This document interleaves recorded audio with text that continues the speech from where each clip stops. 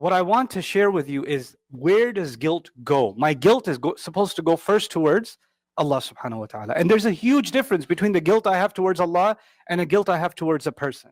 And let's understand that a little bit. I'll give you practical, realistic examples. Like, for instance, we have the case of, Yaqub alayhi salam's sons in the Quran, right? So his sons messed up pretty bad. And they hurt their father for many, many years. They abused him. They called him insane. They taught their children to call him insane. They taught their wives to call him insane. In fact, they weren't even home. They were with Yusuf alayhi salam.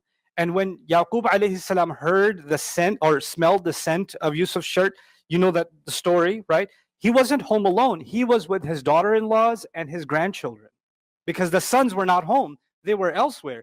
And he said, "Lawla an tufannidun." He said, "Inni la ajidu riha Yusuf. Lawla an tufannidun." He said, I can smell the scent of Yusuf, despite the fact that you people, who's the you people? That's his daughter-in-laws and his grandchildren. You people think that I'm insane. Where did they learn to call him insane? From his own sons.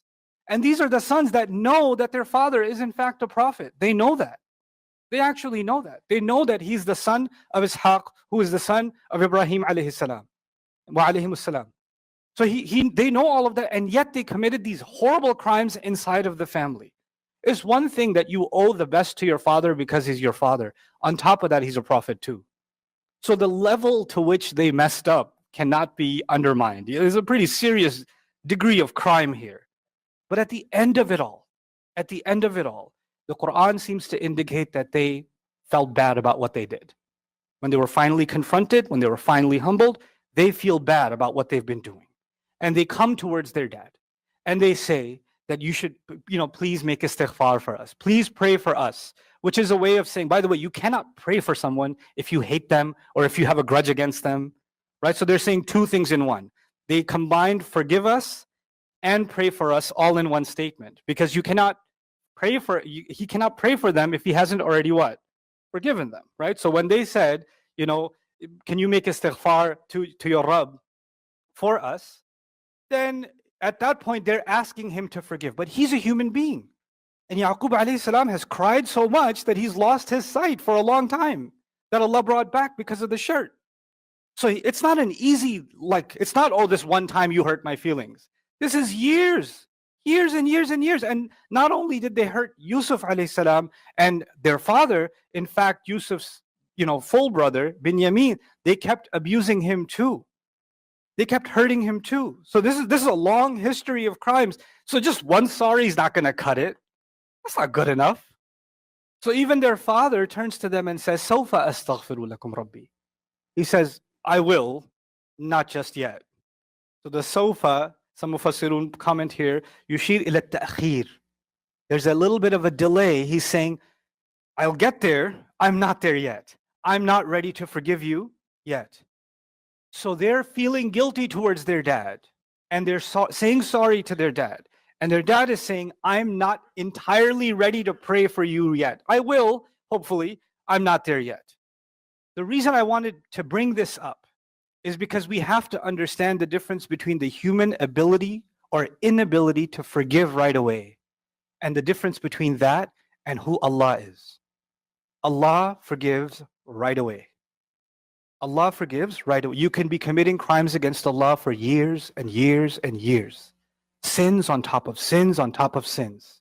Knowingly and unknowingly. Ya Allah, I knew I had to pray. I still didn't pray. I knew that was wrong. I still did it. I knew that was haram. I still earned money that way. I knew that was wrong. I still lied about it in court. I still did this. I still did that. I did hurt this person because I was angry. I did this because I didn't care about it. I did this because I just didn't want to hear anything else. I was selfish at the time. I was drunk on my own emotions at the time. Whatever it was. And you can have so many crimes against Allah for so long. And at the end of all of that, Allah just says, just make tawbah, just make istighfar, right? And He says, Inna Allah yaghfiru dhunuba jami'a. Ya ibadiya alladhina asrafu ala anfusihim. لا تقنطوا من رحمة الله إن الله يغفر الذنوب جميعا. My slaves that have been crossed the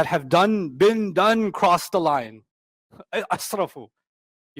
They went past the line, and they've been going past the line. They've lived a life of crossing the line. Don't lose hope in Allah's loving care. Allah will forgive all sins. Just come back. Just make istighfar, right? But then that sounds too easy. And because we know that when you ask somebody else for forgiveness, they don't forgive that easily. So what we do is something that we don't realize we're doing. We do something in psychology, they call it projection. So we project the human inability to forgive right away because people are not forgiving. So you start assuming that Allah is also not immediately forgiving. How can Allah forgive? Do you know how much I messed up? I mean, I know I've heard the ayat about Allah forgiving, but bro, seriously, I did some Olympic level stuff. Like my stuff is on another level. So I don't think you understand how far off from forgiveness I particularly am. I cannot begin to tell you how many people write to me, tell me, I know Allah is angry with me. I know Allah hates me. I know Allah hates. It's an incredible volume of Muslims that believe that they are beyond forgiveness. They're beyond redemption. They are beyond that. And what I want you to know is, first of all, guilt is a good thing. That's where I started. Guilt is a good thing. But the wrong kind of guilt is what? Allah will never forgive me. I'm too far gone. You know who believes Allah will never forgive him? Iblis. He actually believes that. And if I share that belief with him, then I've joined the wrong team. I cannot believe that about myself. You cannot believe that about yourself, that Allah will never forgive. You cannot do that. You can't do that to yourself.